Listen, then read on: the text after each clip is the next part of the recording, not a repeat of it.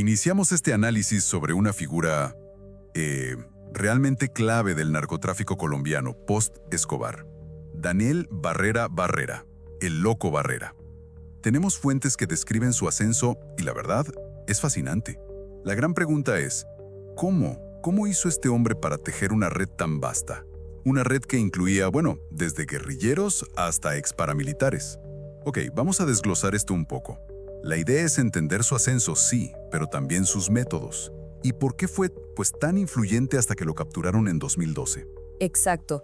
Y lo que llama la atención aquí, yo creo, es esa habilidad casi única que tenía para moverse. Primero como intermediario, ¿sí? Pero luego ya como capo principal.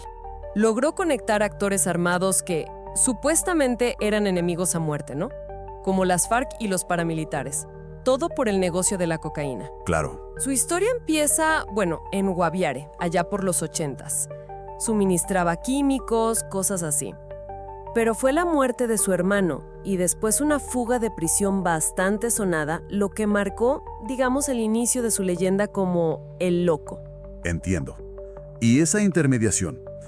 ¿Cómo funcionaba exactamente? Pues mira, compraba base de coca a frentes de las FARC. Ajá. Y luego esa base de coca la vendía, por ejemplo, al Cartel del Norte del Valle o a grupos paramilitares.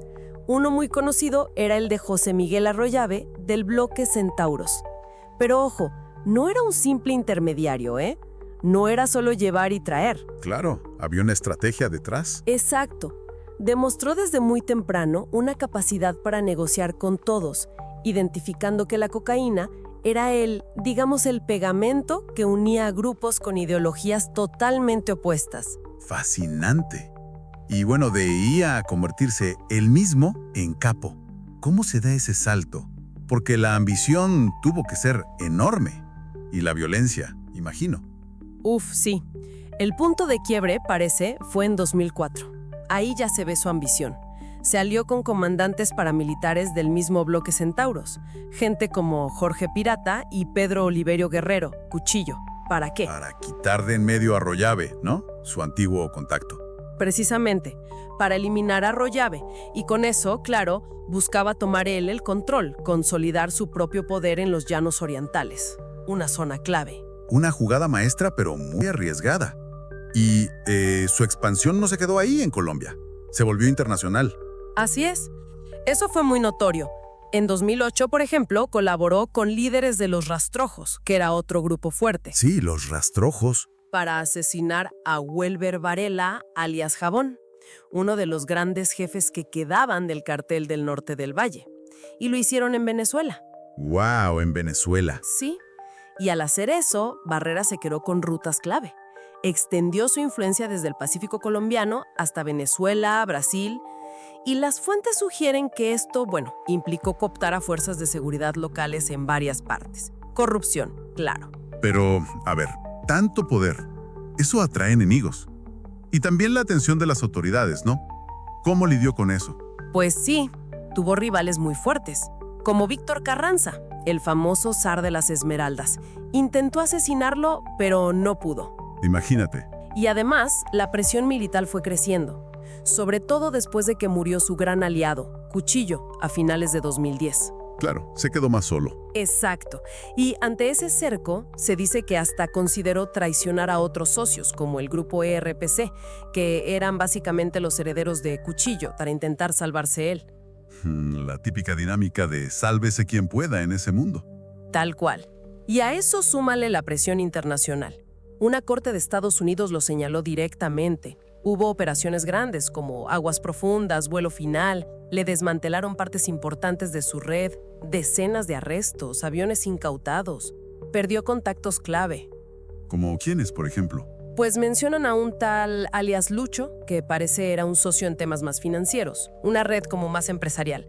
Y otro alias Beto, que era su enlace supuestamente con el Cartel de Sinaloa en México. O sea que la red era enorme. Incluso se habla de contactos dentro del Estado, ¿no? Mencionan al DAS, la agencia de inteligencia. Sí, eso se menciona, pero ni siquiera eso lo salvó al final. ¿Y cayó? Cayó, lo capturaron en San Cristóbal, Venezuela, en septiembre de 2012. Su centro de operaciones eran los Llanos Orientales, Meta, Vichada, Casanare, Guaviare y Bogotá también, pero usaba Venezuela como plataforma clave. Para sacar la droga. Exacto. Para envíos a Centroamérica, el Caribe, Europa, incluso usaba África Oriental como punto de tránsito. Imagínate el alcance. Y bueno, contribuyendo a la inestabilidad allá también. Sus últimos años en libertad los pasó más que nada en Venezuela. Aunque luego salieron versiones que decían que él era jefe de seguridad de otro narco, Don Lucho. Ah, sí, escuché algo de eso. Pero en la evidencia, las ganancias estimadas, que eran como casi $200 millones entre 2003 y 2008, todo apunta que él manejaba su propio imperio, un imperio multimillonario. Entonces, resumiendo un poco, lo que vemos es la trayectoria completa, ¿no? Desde esos inicios casi, como proveedor de químicos, a ser un intermediario indispensable, y de ahí a capo internacional. Un maestro en eso de las alianzas pragmáticas. Exactamente. Alianzas incluso entre enemigos declarados. Sí. Su caso ilustra muy bien cómo mutó el crimen organizado en Colombia después de los grandes carteles verticales tipo Escobar o Cali.